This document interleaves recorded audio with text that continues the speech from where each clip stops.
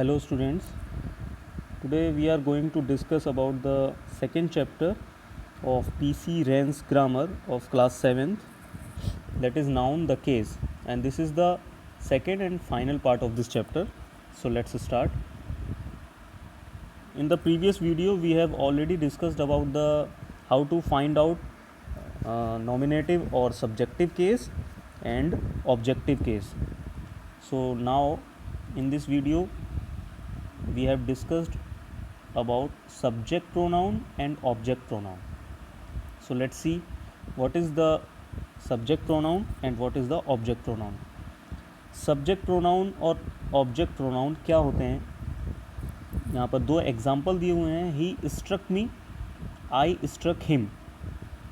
तो यहाँ पर जो सब्जेक्ट है या सब्जेक्टिव केस है वहाँ पर प्रोनाउन ही यूज़ हुआ है फर्स्ट एग्जाम्पल में, और सेकेंड एग्जाम्पल में जो प्रोनाउन यूज़ हुआ है वो है आई. तो ही स्ट्रक मी यानी उसने मुझे मारा, और आई स्ट्रक हिम मीन्स मैंने उसे मारा. Here the nominative and objective cases of pronoun change forms. यानी जो ऑब्जेक्टिव केस है तो ही जब सब्जेक्टिव केस में था, नॉमिनेटिव केस में था, तब वो ही था, लेकिन जैसे ही वो ऑब्जेक्टिव केस में आया तो वो हिम हो गया. सेम एज इट इज़, जैसे आई सेकंड सेंटेंस में जब वो नॉमिनेटिव केस की प्लेस पर था, पोजीशन पे था, तब वो आई था, लेकिन जैसे ही वो ऑब्जेक्टिव केस में जाता है तो वहाँ पर वो मी बन जाता है. तो यहाँ पर ये ध्यान देने वाली चीज़ है कि here the nominative case and objective case of pronoun change form, कि जब नॉमिनेटिव और ऑब्जेक्टिव केस जब चेंज हो रहे हैं तो उनकी फॉर्म वो चेंज कर रहे हैं. The pronoun in nominative case is called subject pronoun. यानी जो प्रोनाउन नॉमिनेटिव केस की जगह पर है उसको सब्जेक्ट प्रोनाउन कहेंगे. Like in the first example, here he is in the place of nominative case, so he is subject pronoun. In the second sentence, I is the in the place of nominative case, so I is also subject pronoun. The pronoun in objective case is called object pronoun. और जो pronoun objective case की जगह पर होगा उसको object pronoun कहेंगे. जैसे first sentence में ऑब्जेक्टिव केस में प्रोनाउन है मी, तो इसको क्या कहेंगे? Object pronoun. Same second sentence में ऑब्जेक्टिव केस में जो प्रोनाउन यूज़ हुआ है वो है हिम, तो इसको आप क्या कहेंगे? Object pronoun. I hope it is clear to all of you. Pronouns that perform the action in a sentence are called subject pronoun. यानी वो प्रोनाउन जो किसी सेंटेंस में काम करते हैं, एक्शन करते हैं, एक्शन को परफॉर्म करते हैं, यानी किसी काम को करने के लिए जिन प्रोनाउंस का यूज़ होता है वो प्रोनाउन सब्जेक्ट प्रोनाउन कहलाते हैं. और इसका अपोजिट है कि pronoun that receive the action in a sentence are called object pronouns. और वो प्रोनाउन जिनके लिए वो काम किया जाता है, एक्शन, रिसीव द एक्शन मतलब जो काम किया जाता है, जिनके लिए जो काम करते हैं, वो प्रोनाउन कौन से होते हैं? Object pronoun. Let's C both of these with this example. जैसे फर्स्ट सेंटेंस में जो एक्शन परफॉर्म कर रहा है वो है ही, इसलिए ही क्या हो गया? Subject pronoun. सेकेंड सेंटेंस में आई जो है वो एक्शन को परफॉर्म कर रहा है, यानी फर्स्ट सेंटेंस में बोला है ही स्ट्रक मी, उसने मुझे मारा, तो एक्शन किसने किया? उसने, यानी ही ने, तो ये सब्जेक्ट प्रोनाउन हो गया. सेकेंड सेंटेंस में बोला है कि आई स्ट्रक हिम, मैंने उसको मारा, किसने मारा? आई ने मारा, इसलिए आई और ही ये दोनों सब्जेक्ट प्रोनाउन हो गए. जबकि ऑब्जेक्ट प्रोनाउन की बात करें, जिसके लिए या जिसको वो काम किया गया है, किसके लिए किया गया है? मी के लिए, यानी किसको मारा? मी को मारा, इसलिए मी यहाँ पर ऑब्जेक्ट प्रोनाउन हो गया. और सेकेंड सेंटेंस में मैंने किसको मारा? मैंने उसको मारा, तो हिम यहाँ पर ऑब्जेक्ट प्रोनाउन हो गया. I think it is clear to all of you. यहाँ पर ये लिस्ट दी हुई है जिसमें सब्जेक्ट और ऑब्जेक्ट बताया गया है, यानी नॉमिनेटिव केस में जिनको यूज़ करेंगे, और आप उन्हीं को अगर ऑब्जेक्टिव केस में यूज़ करना चाहते हैं तो वो कैसे चेंज हो जाते हैं। जैसे आई को नॉमिनेटिव केस में आई लिखते हैं, बट ऑब्जेक्टिव केस में वो मी हो जाता है। यू को ऑब्जेक्टिव केस नॉमिनेटिव केस में यू लिखते हैं, जबकि ऑब्जेक्टिव केस में वो यू ही रहता है। ही, शी, इट, अगर ही को आप लिख रहे हैं तो वो ऑब्जेक्टिव केस में हिम हो जाएगा। शी को हर लिखते हैं और इट को यू की तरह ही इट लिखा जाता है। वी नॉमिनेटिव केस में होता है, जबकि ऑब्जेक्टिव केस में ये चेंज होके अस हो जाता है। यू को अगेन नॉमिनेटिव केस और ऑब्जेक्टिव केस में सेम तरह से लिखते हैं, जबकि दे को नॉमिनेटिव केस में लिखते हैं और दे का ऑब्जेक्टिव केस देम होता है। तो आपको ये लिस्ट याद करनी पड़ेगी ताकि आपको ये पता रहे कि कौन सा नाउन या प्रोनाउन, कौन सा प्रोनाउन नॉमिनेटिव केस में होता है और उस प्रोनाउन का जो ऑब्जेक्टिव केस है वो क्या होता है।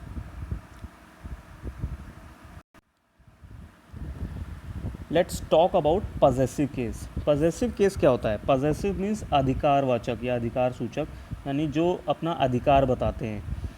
तो मेनली इन क्वेश्चन को फाइंड आउट करने के लिए आपको हुज़ से क्वेश्चन करना पड़ता है। अगर आप पूछना चाहते हैं कि किसका, तो उसके लिए आपको हुज़ से क्वेश्चन करना पड़ता है। हुज़ मीन्स होता है किसका। जैसे कि दिस इज़ रामाज बुक, तो आपने इसको क्वेश्चन कर दिया, हुज़ बुक इज़ दिस, तो ये किसकी बुक है, तो आपको पता चल जाएगा Rama's. Is that your brothers bat, क्या ये तुम्हारे भाई का बैट है, तो यहाँ पर आपने क्वेश्चन किया कि ये बैट किसका है, तो आपने आंसर क्या मिला आपको, ब्रदर्स बैट। नेक्स्ट है my uncle's house is a long way from here, मेरे अंकल का घर यहाँ से बहुत दूर है। तो किनका घर बहुत दूर है, मेरे अंकल का। यानी आपको पजेसिव केस में अगर आंसर फाइंड आउट करना है तो you have to simply question with whose. अगर हुज़ से आप क्वेश्चन करते हैं तो आपको पजेसिव केस का आंसर मिल जाएगा।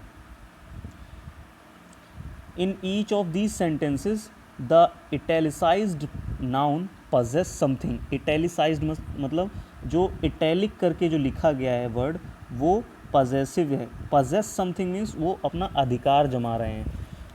जैसे कि राम, ये बुक किसकी है, राम की, बैट किसका है, ब्रदर का, हाउस किसका है, अंकल का। ओनली अंकल पर इटैलिक है, यहाँ पर अंकल को इटैलिक फॉन्ट में लिखा गया है, इसीलिए यहाँ पर वर्ड इटैलिसाइज्ड यूज़ किया गया है।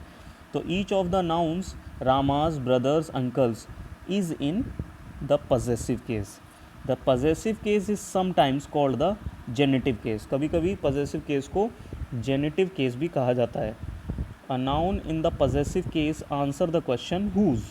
देखिए यहाँ पर दिया गया है कि आप हुज़ से अगर इनको क्वेश्चन करते हैं तो आपको पता चल जाएगा कि ये चीज़ किसको बिलोंग करती है। हुज़ बुक इज़ दिस, ये बुक किसकी है, रामा की। In the above sentences the noun in the possessive case are in the singular number, so the possessive case is found by adding an apostrophe and S. यानी आप ऊपर एक हल्का सा कॉमा लगाते हैं और उसके पास में एस लिख देते हैं। ये पूरा का पूरा जो फॉर्मेशन होता है, अगर आप जिस भी नाउन के बाद इसको लगाते हैं तो वहाँ पर ये पजेसिव केस लग जाता है। बट ये सिर्फ सिंगुलर नंबर में ही काम आता है। यानी सिंगुलर नंबर के नाउन के बाद अगर आप कॉमा या जिसको आप एपोस्ट्रॉफी कहते हैं, एपोस्ट्रॉफी और एस ऐड कर देते हैं तो वो पजेसिव केस बन जाता है। बट आपको ये ध्यान रखना है कि वो नाउन सिर्फ सिंगुलर नंबर में ही होना चाहिए। The next is possessive case of plural nouns. Plural noun का पजेसिव केस कैसे फॉर्म करते हैं? तो प्लूरल नाउन का पजेसिव केस है जो प्लूरल होंगे उनके लास्ट में ऑलरेडी एस लिखा होता है, तो आपको दोबारा से एपोस्ट्रॉफी एस लगाने की ज़रूरत नहीं होगी। आपको सिंपली वहाँ पर सिर्फ एक एपोस्ट्रॉफी लगा देना है और वो पूरा का पूरा जो वर्ड है, जो नाउन है, वो ऑलरेडी प्लूरल का पजेसिव केस बन जाएगा। देखते हैं यहाँ पर कुछ example. Many boys books are lost. तो बॉयज़ यहाँ पर ऑलरेडी, क्योंकि BOYS ये ऑलरेडी प्लूरल में है और बॉयज़ के लास्ट में एस लिखा हुआ है, इसलिए आपको सिंपली यहाँ पर सिर्फ एपोस्ट्रॉफी लगाना है। वहाँ पर एपोस्ट्रॉफी एस नहीं लगाना है, बिल्कुल एस का यूज़ नहीं करना है, आपको सिंपली एपोस्ट्रॉफी लगाना है। क्योंकि यहाँ पर एस ऑलरेडी प्लूरल को बनाने के लिए यूज़ किया गया है, इसलिए सिर्फ आपको एपोस्ट्रोफी लगाना है and you have find the possessive case of plural. Next sentence, all these horses feet are short, we are rows of soldiers tents.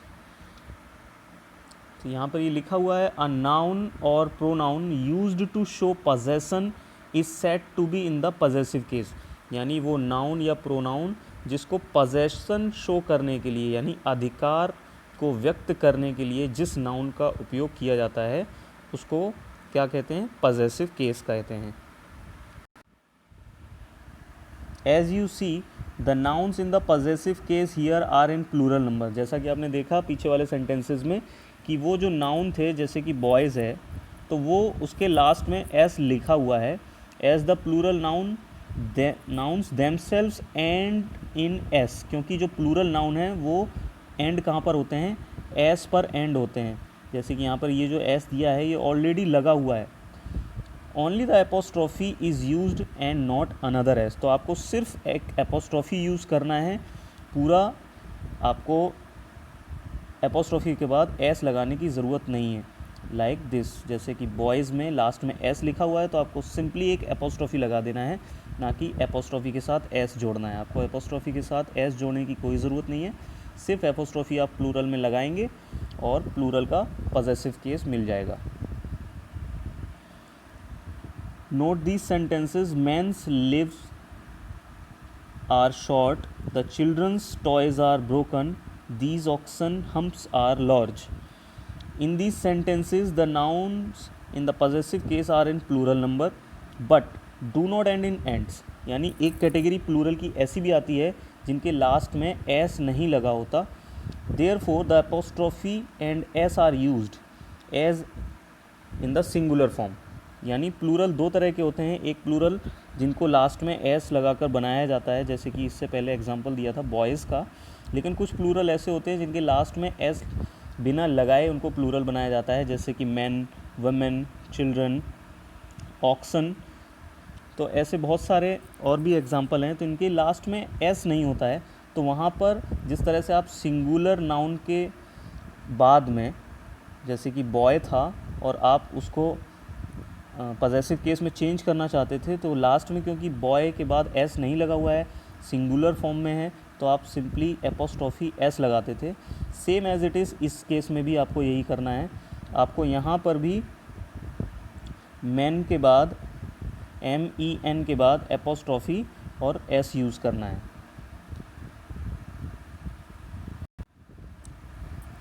And here is the last topic of this chapter, possessive case of non living thing. अभी तक हम जो possessive case बना रहे थे वो living thing के बारे में था, चाहे वो सिंगुलर में था या फिर वो प्लूरल में था, उसको लिविंग थिंग का पॉजेसिव केस बना रहे थे।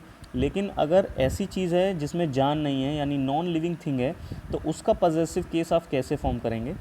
तो the possessive case is chiefly used when the noun denotes something some living thing, यानी अगर कोई ज़िंदा चीज़ है तो उस केस में मुख्यतः हम पॉजेसिव केस का इस्तेमाल करते हैं। Thus we say children's toys, horses feet, Mary's book, क्योंकि ये सारे के सारे लिविंग थिंग हैं। चिल्ड्रन, हॉर्स, मैरी, ये तीनों लिविंग थिंग हैं, इसलिए लास्ट में सिंपली आपने एपोस्ट्रॉफी एस लगा दिया है।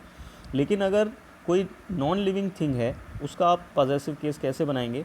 When the noun denotes anything without life, ऐसा कोई नाउन आता है जो विदाउट लाइफ है यानी कि वो नॉन लिविंग थिंग है, possession is generally expressed by the preposition of followed by the noun in the objective case। तो आप उस ऑब्जेक्टिव केस से पहले ऑफ लगा देंगे और जिस भी चीज़ का आपको पॉजेसिव केस बनाना है उसको बाद में लिखेंगे। जैसे the leg of the table, not the tables leg, आप उसको टेबल्स लेग नहीं लिख सकते क्योंकि आपको यहाँ पर प्रीपोजिशन ऑफ का यूज़ करना है। ये बात आपको ध्यान रखनी है कि जब आप नॉन लिविंग थिंग का पॉजेसिव केस बना रहे हैं तो आपको ऑफ का इस्तेमाल करना है। जैसे कि the leg of the table, table की लेग, यानी लेग जो है, अगर टेबल क्योंकि नॉन लिविंग थिंग है तो उसकी लेग भी नॉन लिविंग थिंग है, तो आप क्या लिखेंगे? Leg of the table. Second है the cover of the book, not the book's cover. आप बुक्स कवर नहीं लिख सकते, क्यों नहीं लिख सकते? क्योंकि ये नॉन लिविंग थिंग है। The cover of the book, क्योंकि यहाँ पर कवर क्या है? नॉन लिविंग थिंग है, इसलिए आपको वहाँ पर प्रीपोजिशन ऑफ यूज़ करना पड़ेगा। But the possessive case is used with nouns denoting time, space और वेट।